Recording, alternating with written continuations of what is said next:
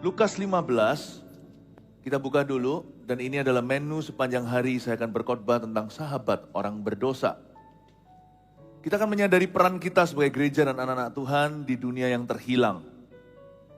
Ibadah yang pertama, saya beri judul perumpamaan anak yang hilang. Lukas 15 ayat 11, perumpamaan tentang anak yang hilang. Yesus berkata lagi, ada seorang mempunyai 2 anak laki-laki. Kata yang bungsu kepada ayahnya, "Bapa, berikanlah kepadaku bagian harta milik kita yang menjadi hakku." Lalu ayahnya membagi-bagikan harta kekayaan itu di antara mereka. Beberapa hari kemudian anak bungsu itu menjual seluruh bagiannya itu, lalu pergi ke negeri yang jauh. Di sana ia memboroskan harta miliknya itu dengan hidup berfoya-foya. Sebentar berhenti di sana. Di ayat 11 dikatakan Yesus berkata, ada seorang mempunyai 2 orang anak laki-laki. Ini sebuah perumpamaan tentang mereka yang terhilang. 2 anak laki-laki ini sama-sama terhilangnya. Si sulung, anak yang tua, dan anak yang muda, si bungsu. Ada jenis-jenis orang terhilang, tapi pada dasarnya sama, orang berdosa. Si bungsu dan si sulung sama-sama lost. Mereka semuanya tidak memahami kasih Bapa. Saya kasih dulu ringkasannya supaya kita jelas menelusuri perumpamaan ini. Si bungsu seringkali sinonim atau disama dengankan yaitu orang-orang non-Kristen. Mereka yang hidupnya itu tidak di dalam Tuhan. Si bungsu kan keluar rumah, pergi jauh, berfoya-foya. Ada juga orang-orang yang menganggap dirinya ateis atau yang hidup bagi dirinya sendiri. Pokoknya si bungsu adalah dunia yang terhilang, yang vulgar terhadap Tuhan. Terhadap Tuhan Yesus maksudnya. Non-Kristen itu pun kategori besar. Tapi si sulung ini Kristen KTP. Dia itu ada di rumah Tuhan, ada di rumah ayahnya. Tapi dia sama sekali tidak sehati. Inilah yang disebut Kristen yang tidak lahir baru. Bahkan si sulung ini pun terlibat dalam pekerjaan bapaknya ministry. Tapi kok lucu. Papanya tiap hari yang dicari papanya tiap hari adalah si bungsu. Tapi si sulung itu ngapain aja ya? Kenapa kok gak pernah fulfill, tidak pernah memenuhkan kerinduan ayahnya. Tetapi melakukan pekerjaannya sendiri di dalam nama bapaknya. Padahal bapaknya gak perlu semua itu. Kenapa si sulung gak pernah peduli sama ayahnya? Si sulung inilah tipe orang-orang yang ikut pujian tapi gak pernah menyembah sungguhan. Sebab orang yang menyembah Tuhan dalam roh dan kebenaran pasti akan menangkap isi hatinya. Jadi bungsu dan sulung sekarang ngerti bungsu ini non-Kristen, sulung ini Kristen. Gambar besarnya. Tapi 2 anak laki-laki ini sama-sama terhilang. Mari kita mulai dengan si bungsu dulu. Kata yang bungsu kepada ayahnya ayat 12, "Bapa, berikan kepadaku bagian harta milik kita yang menjadi hakku." Lalu ayahnya membagi-bagikan harta kekayaan itu di antara mereka. Pada dasarnya dosa itu begini, dosa itu dalam bahasa Yunaninya artinya missing the target. Perjanjian baru itu dalam bahasa Greek, perjanjian lama dalam bahasa Ibrani. Yang disebut sin, dosa. Rasul Paulus banyak membahas itu di kitab Roma. Dosa itu artinya missing the point. Sebenarnya dosa itu tidak tentu dimulai dengan sesuatu yang jahat. Adam dan Hawa kan juga memulai dosa itu hanya mengambil buah terlarang. Itu pun bukan milik tetangga, mereka belum punya tetangga. Tetangga mereka baru jerapah dan gajah. Tapi mereka memulai sesuatu yang sifatnya lugu, sesuatu yang sifatnya innocent. Tapi kalau missing the point, missing the target, they are missing God. Mereka kehilangan Tuhan. Dan disitulah permulaan segala sesuatu kejahatan. Berikan kepadaku. Coba lihat ya, siapa yang ditargetkan oleh si bungsu? Dirinya, bukan Tuhannya, bukan bapaknya.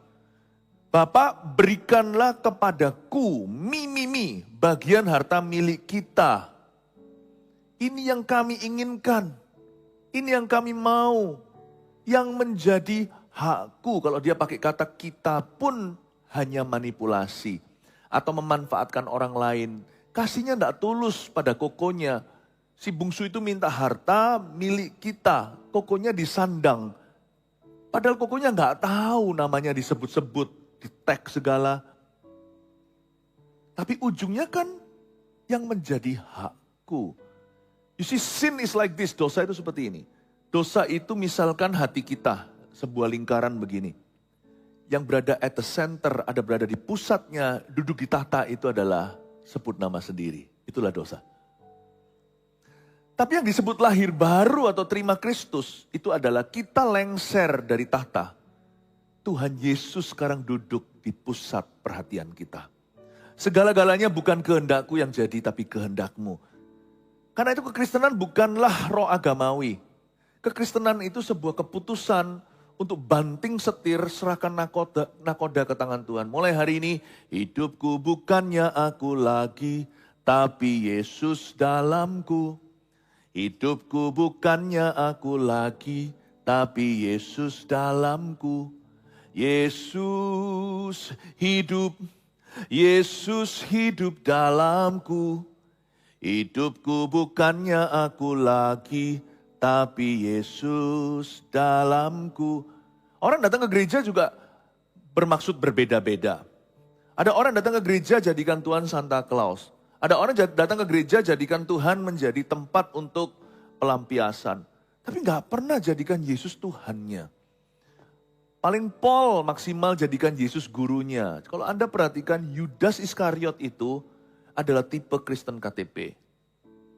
Memang dia punya kejahatan itu keji, dia menjual Yesus.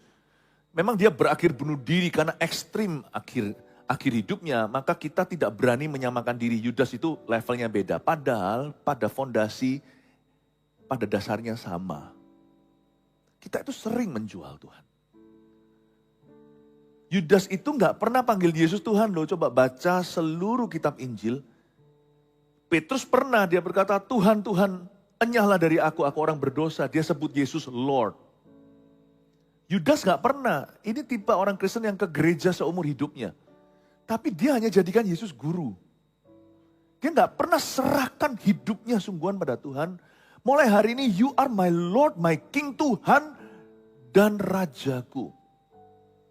Tuhan hanya dijadikan juru selamat, juru masak, juru pijat, jadi tukang kita.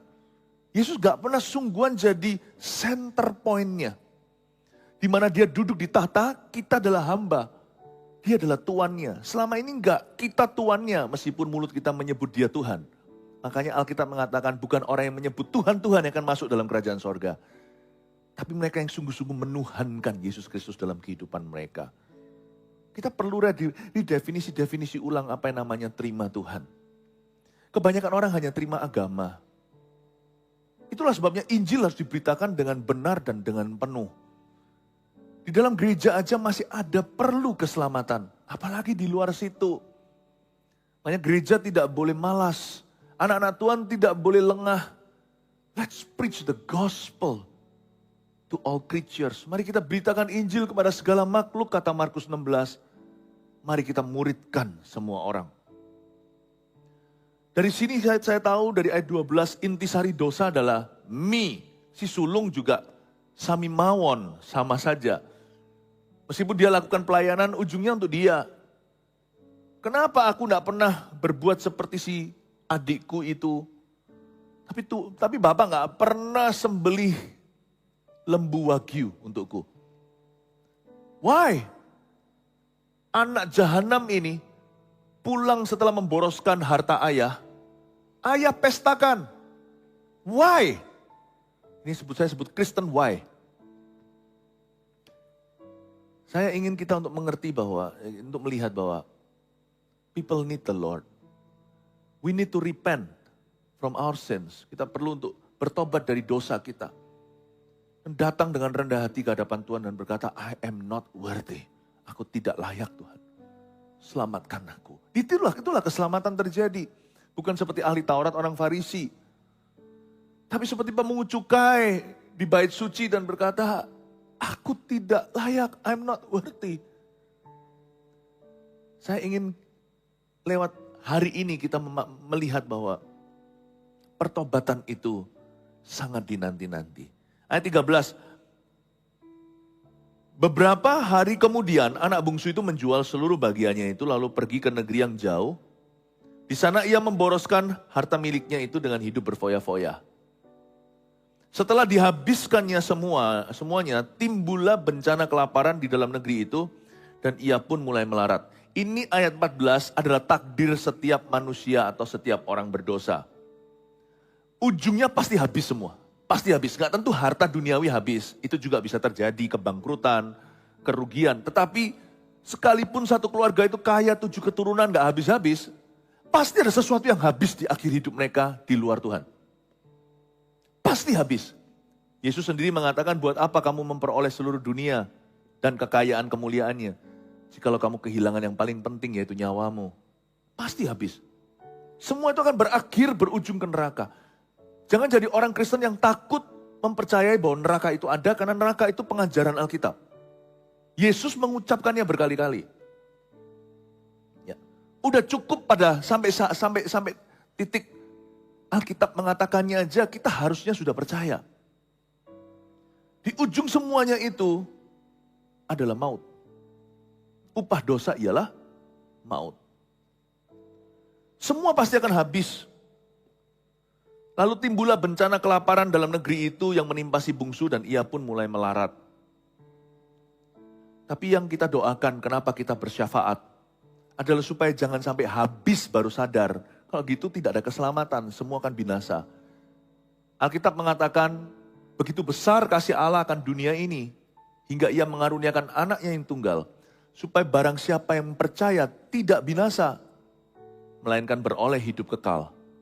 Yohanes 3 ayat 16. Dan inilah kehendak Tuhan, dia tidak menghendaki seorang pun binasa, kata firman Tuhan. Tapi supaya beroleh keselamatan. Kalau kita biarkan ke syera-syera whatever will be, ya sudah silahkan apa yang terjadi. Ya, biar jerah tuh, kapok lu. Nggak fair kan Bapak Ibu. Kita sendiri nggak digituin sama Tuhan. Tuhan utus seseorang untuk menjangkau kita dulu, makanya kita ada di sini hari ini. Ada orang yang mendoakan kita supaya jangan sampai habis dulu, melarat dulu, bangkrut dulu, binasa, baru kemudian sadar dalam lautan api. Someone prayed for me. Ada orang yang mendoakan saya. Ada orang yang mengusahakan agar mengusahakan pertobatan saya. Saya bersyukur saya itu kenal Yesus umur 18 tahun. Saya lahir baru, terima Tuhan. Sebagian Anda umur 40, ada juga yang umur 20 sekian. Ada juga yang umur 70 baru kenal Yesus. Pokoknya intinya ada seseorang mengusahakan, bukan keselamatanmu. Keselamatanmu sudah diusahakan Kristus, gak ada yang bisa menambahi. Yesus sudah mati di Kalvari, dia berkata selesai, gak ada yang bisa menambahkan. Tapi ada orang yang mengusahakan Anda untuk mengalami Tuhan. Mengalami apa yang Tuhan telah beli dengan mahalnya. Untuk mengalami pengorbanan Kristus, ada orang membawa Injil.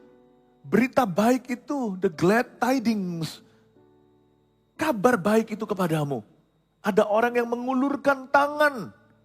Menjadi uluran tangan dan kaki Tuhan kepada dalam kehidupan Anda. Kita gak usah habis dulu seseorang menjangkaumu. Puji Tuhan kan? Saya sih dulu nyaris. Keluarga saya pun gak tahu. Saya 3 kali mau bunuh diri. Dan itu hampir berhasil yang terakhir kali. Bayangkan, meskipun saya masih umur 18 tahun, ada kakak-kakak rohani saya yang mengusahakan keselamatan saya. Tapi sekarang kenapa kita rasa aman dalam gereja dan kita tidak berbuat apa-apa? Dan kita juga bertindak seolah-olah hanya kita yang layak masuk surga. Kita tuh gak layak. Kalau kita gak layak dikasih, berikan cuma-cuma yang kau terima dengan cuma-cuma pula. Kita bertindak seolah-olah gak ada neraka. Semuanya oke, hai, bye hidup kita. Gak pernah kita membawa sesuatu lebih dalam kehidupan orang lain. Malu katanya. Takut nanti dibilang macam-macam, kristenisasi lah. Atau takut nanti kalau kita memberitahu pada seorang Kristen yang gak bertumbuh, gak berbuah. Yang murtad jalan hidupnya, tapi kan dia pasti sudah anggota kemana. Paling gak dia sudah biasa ke gereja sini atau gereja situ. Kita takut nanti disebut curi-curi domba lah. Stop being religious. That's not true spirituality. Bukan kerohanian yang betul itu. Berhentilah main agama.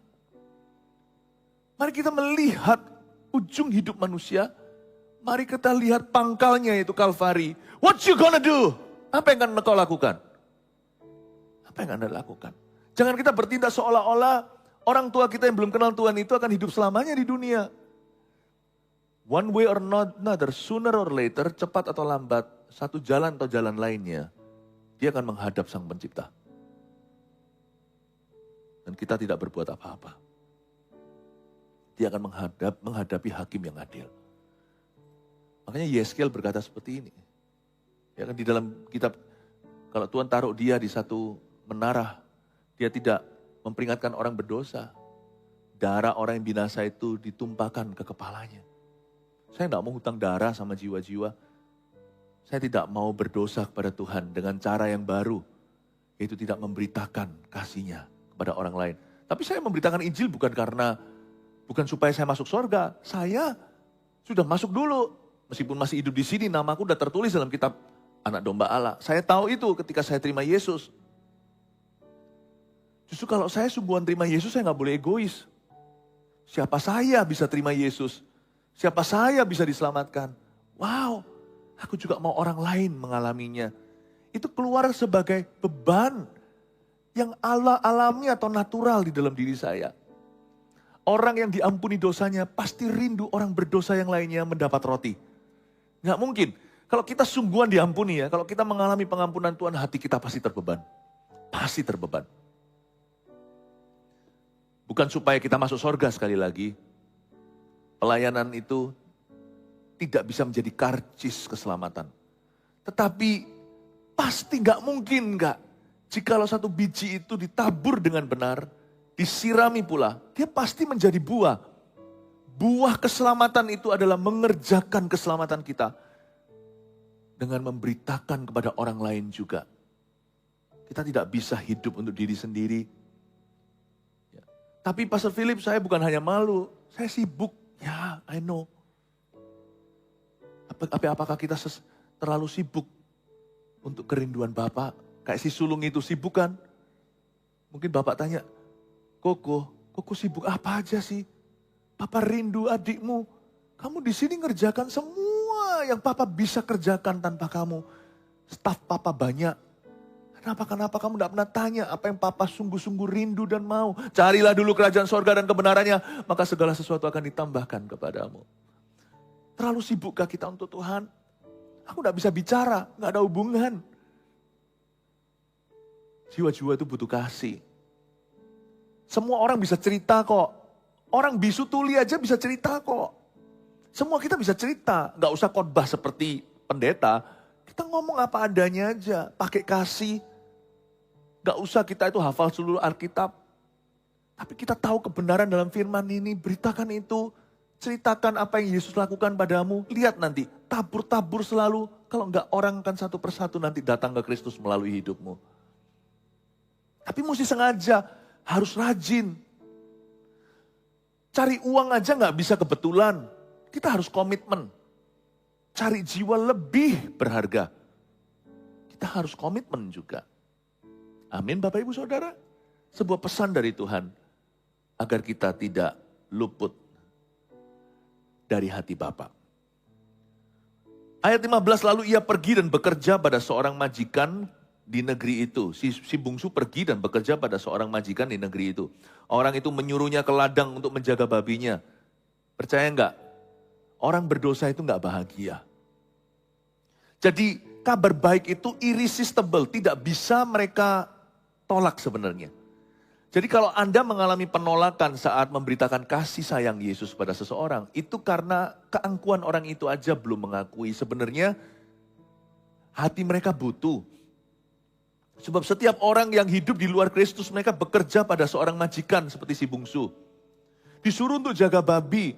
Majikan di sini adalah setan. Hamba dosa, tuannya ya iblis. Dan siapa melayani iblis, percayalah, iblis bukanlah majikan yang baik.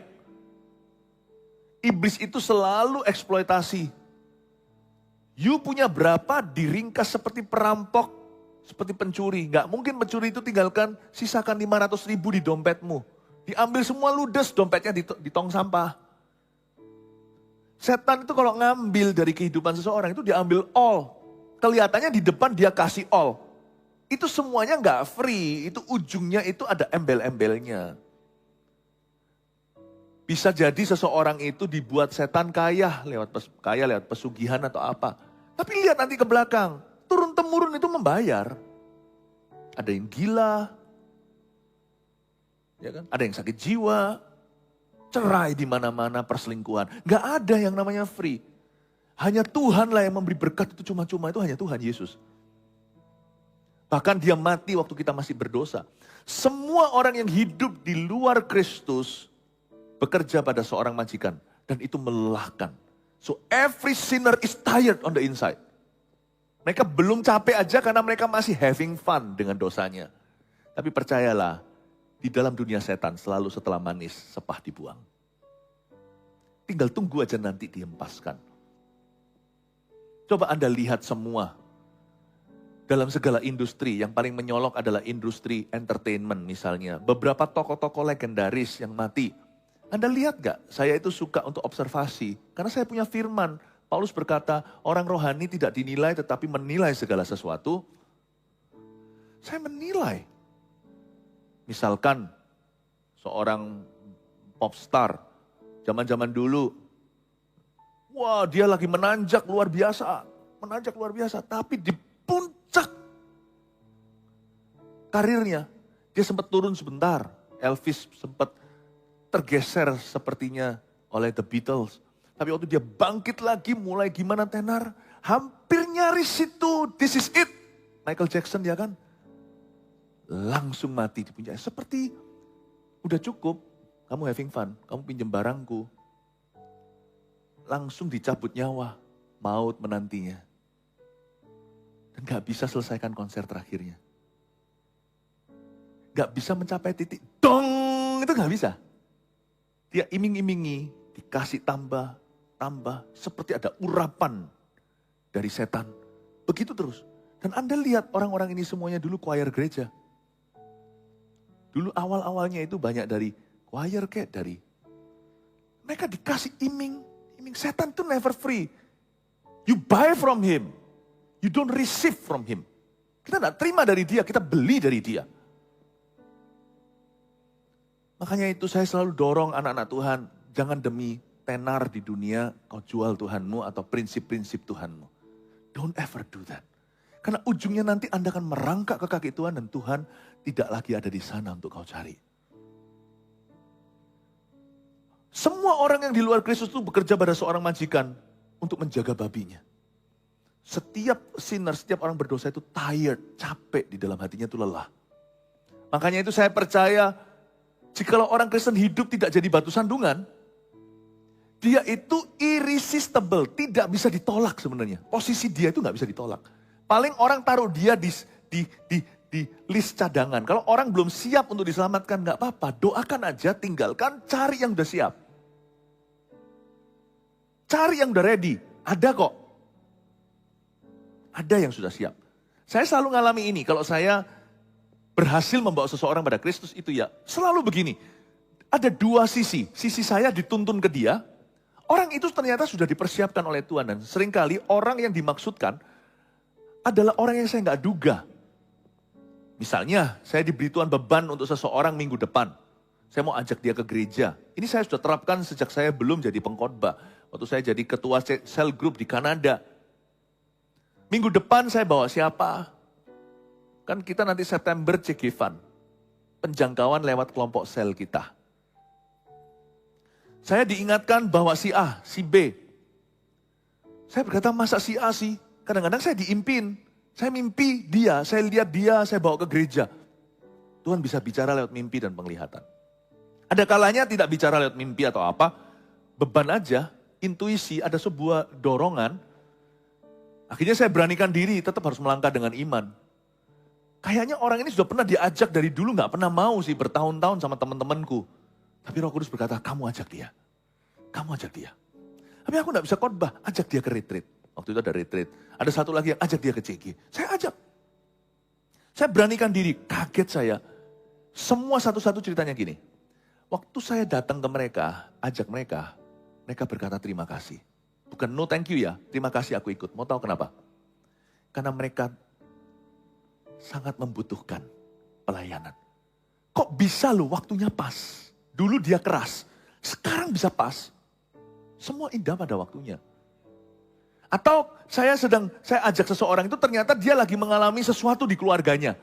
Kok bisa tepat sekali saya datang ke hidupnya, berbahagialah kaki yang membawa kabar baik, kata Alkitab. Indahnya kaki yang membawa the good news. Gak pernah saya itu datang ke orang, lalu ditolak mentah-mentah. Enggak. Kalau saya itu menurut tuntunan Roh Kudus, itu pun coba-coba. Maksudnya saya gak tahu pastinya. Ketika ketemu sama orang itu, dari sisi situ ternyata mereka sendiri rindu untuk kembali kepada Tuhan atau rindu untuk mengenalnya. Selalu jodoh di tangan Tuhan. Pembawa Injil dan penerimanya itu selalu jodoh. Untungnya saya tidak bersandar pada pengertian sendiri. Oh, gua cari target yang easy, yang gampang. Gak tentu yang easy itu mau. Easy bisa mendolburi. Iya tapi gak pernah muncul. Yang menurut saya mustahil kadang-kadang malah justru yang easy atau yang gampang. Anda akan terkejut betapa mudahnya jikalau waktunya. So, setiap orang yang hidup di luar Kristus itu bekerja pada seorang majikan. Namanya setan, itu melelahkan. Cepat lambat mereka berkata, aku mau ikut Yesus. Cepat lambat itu. Asal jangan hidupmu jadi batu sandungan. Udah itu aja. Ayat 17, lalu ia menyadari keadaannya. Katanya, puji Tuhan kan. Dia menyadari keadaannya, itu yang dinanti-nantikan. Itu yang saya sebut tadi jodoh di dalam tangan Tuhan. Lalu ia menyadari keadaannya, katanya, betapa banyaknya orang upahan Bapakku yang berlimpah-limpah makanannya, tetapi aku di sini mati kelaparan. Jadi ternyata diam-diam Roh Kudus sudah bekerja di hati si bungsu. Entah lewat kejadian atau lewat perenungannya sendiri. Aku akan bangkit dan pergi kepada Bapakku. Dan berkata kepadanya, Bapa, aku telah berdosa terhadap sorga dan terhadap Bapa. Aku tidak layak lagi disebutkan anak Bapa. Jadikanlah aku sebagai salah seorang upahan Bapa. Dia udah ancang-ancang. Ya, udah pasang kuda-kuda bukan untuk melawan Tuhan, tapi untuk terima Tuhan. Maka bangkitlah ia dan pergi kepada bapaknya. Ketika ia masih jauh, ayahnya telah melihatnya, lalu tergeraklah hatinya oleh belas kasihan. Ayahnya itu berlari mendapatkan dia, lalu merangkul dan mencium dia.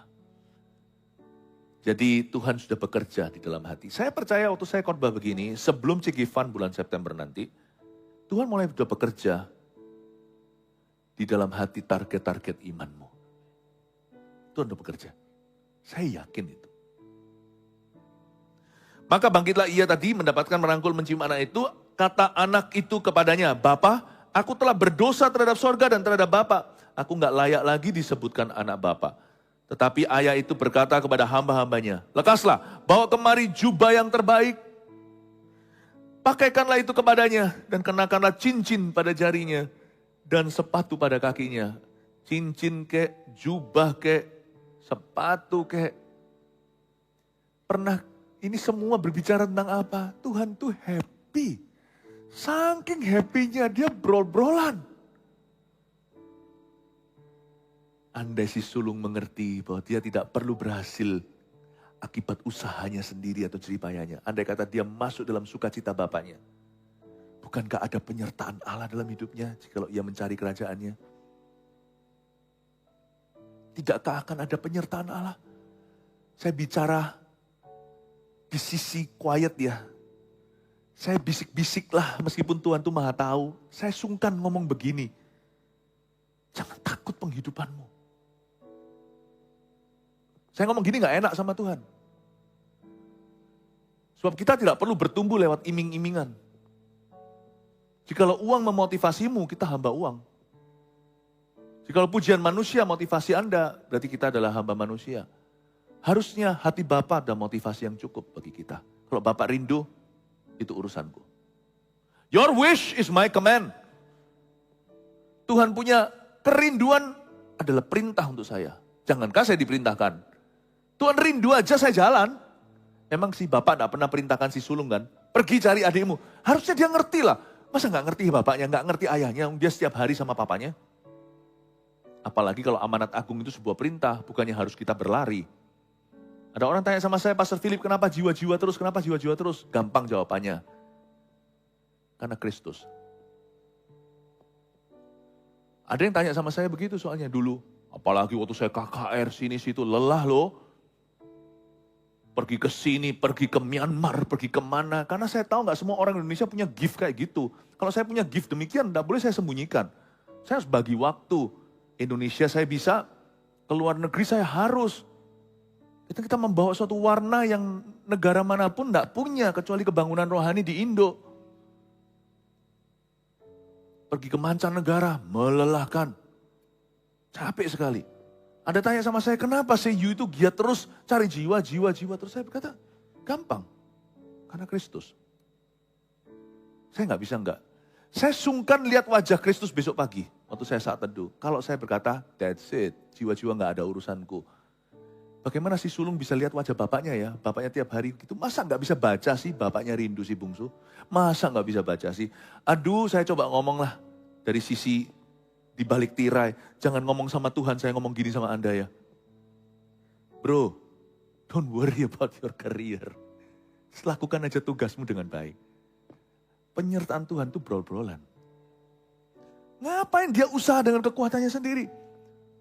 Coba si sulung berkata, aku cari adik. Jangankan sepatu, cincin, jubah. Tuhan akan kasih dia kredit card sorga. Gak ada limitnya. Cari sampai ketemu. Jadi bendahara sorgaku. Tidak heran. Gereja kita diberkati. Karena visi jiwa-jiwa ini. Berkat yang kau rasakan, yang Anda alami Bapak Ibu dalam pekerjaanmu. Is not your blessing. Is this church's blessing. Berkatnya gereja ini. Anda diberkati keciprat. Kenapa? Supaya Anda terlibat. Supaya Anda dikasih waktu, dikasih kesehatan, kasih ini supaya melayani. Dikasih kredit card-nya Tuhan. Supaya nanti apa yang kita taburkan itu akan menjadi tempat-tempat baru. KMS Taiwan, di Hobart, kemarin baru dicek, Hobart itu ternyata di pulau, bukan di Australia benuanya, di bawah lagi itu pulau di bawah itu loh, bungsu kecil. Kita sudah ada CG di sana, betul?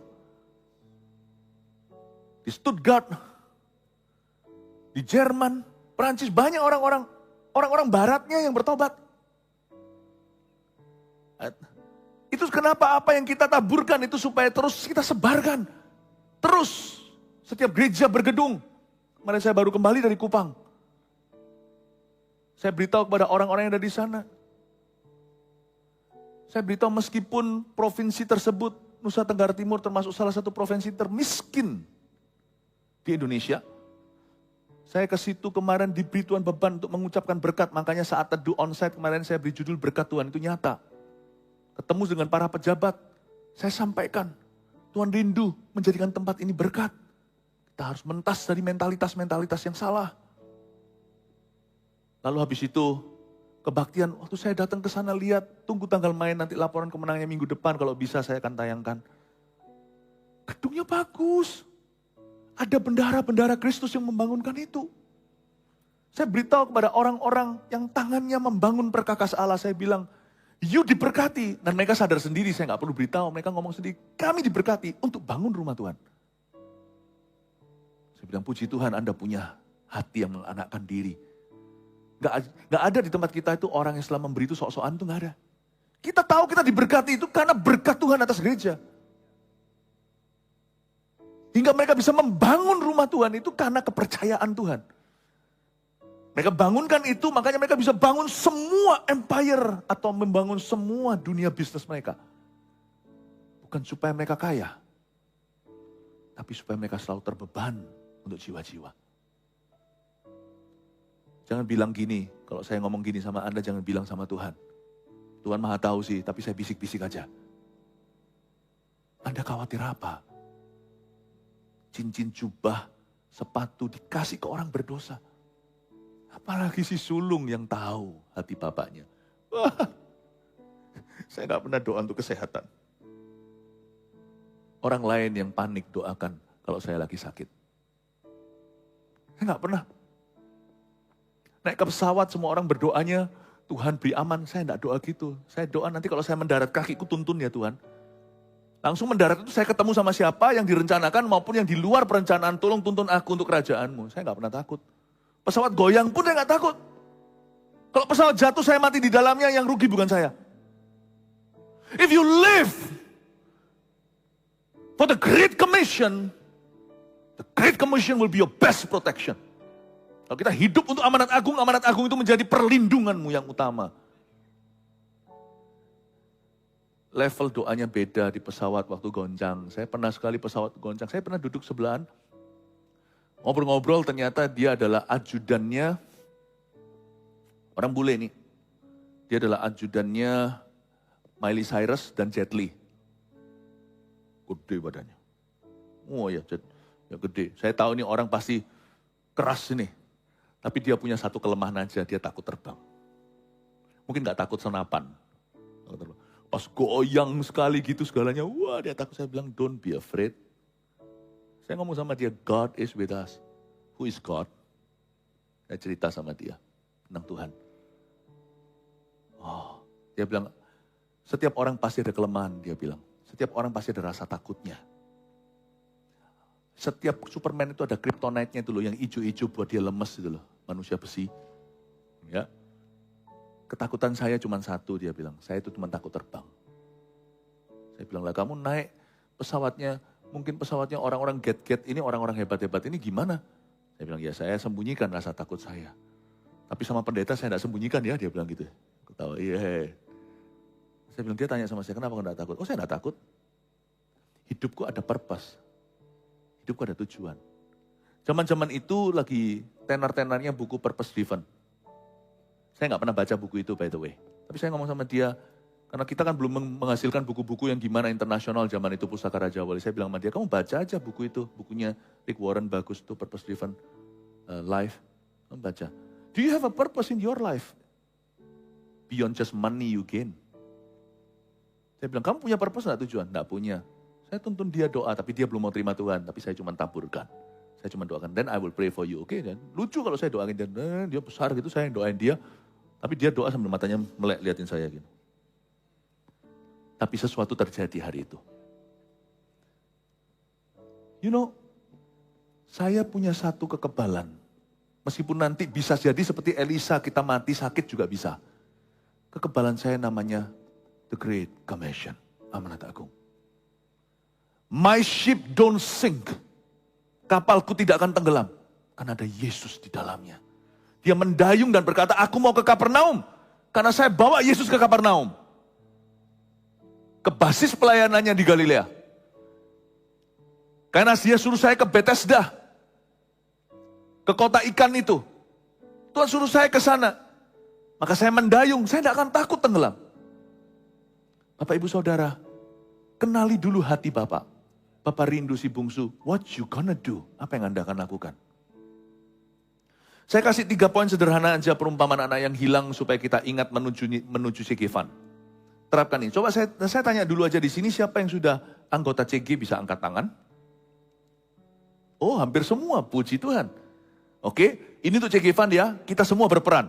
Jangan lemparkan tugas ini kepada CGL atau pemimpin sel. Ini adalah tugas kita bersama. Perumpamaan anak yang hilang, 1 tulis, Tuhan menunggu yang terhilang untuk kembali. Kita harus tahu hati Tuhan bahwa Tuhan senantiasa menanti mereka.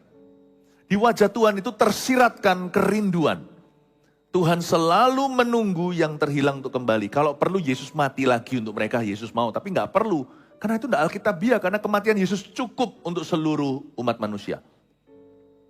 2, yang terhilang sebenarnya ingin kembali.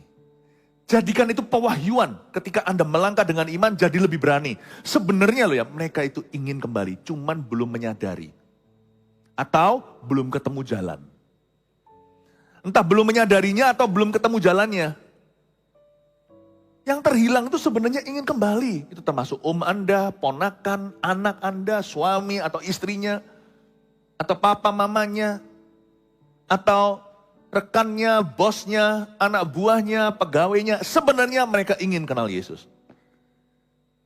Udah, taruh aja di hati, saya itu pegang terus itu. I know they actually would love to know Jesus. Cuman mereka mungkin masih misunderstand atau salah ngerti Tuhan. Nah itu tugas kita ya kan. Kita doakan dan kita lihat celah, kita masuk, kita taburkan. Seperti saya bicara di pesawat dengan sang ajudan. Ya, sesuatu akan terjadi. Yang ketiga, Tuhan rindu kita pergi dan mencari mereka.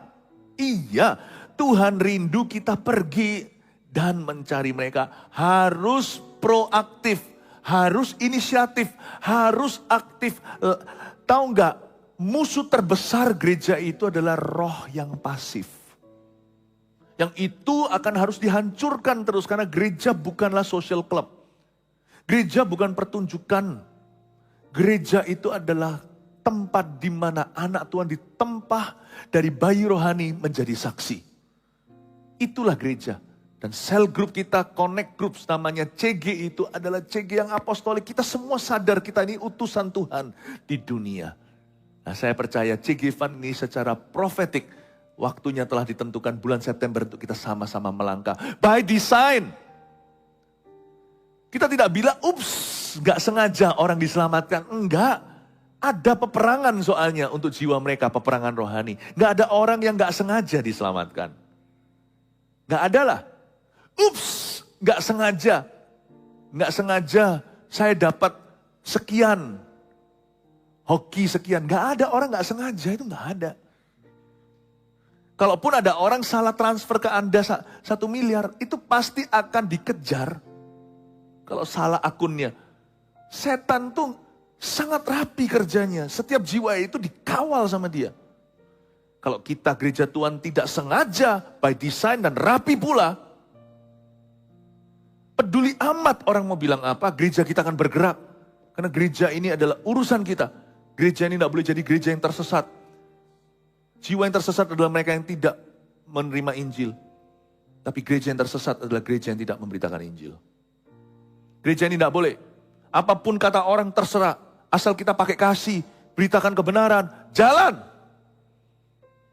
Kalau setiap jiwa dikawal, kita akan mengadakan peperangan rohani dulu dan kita pasti akan bisa melepaskan mereka dari tawanan. Amin Bapak Ibu Saudara. 3 poin ini dicatat baik-baik, Tuhan menunggu yang terhilang untuk kembali. Lalu yang terhilang sebenarnya ingin kembali.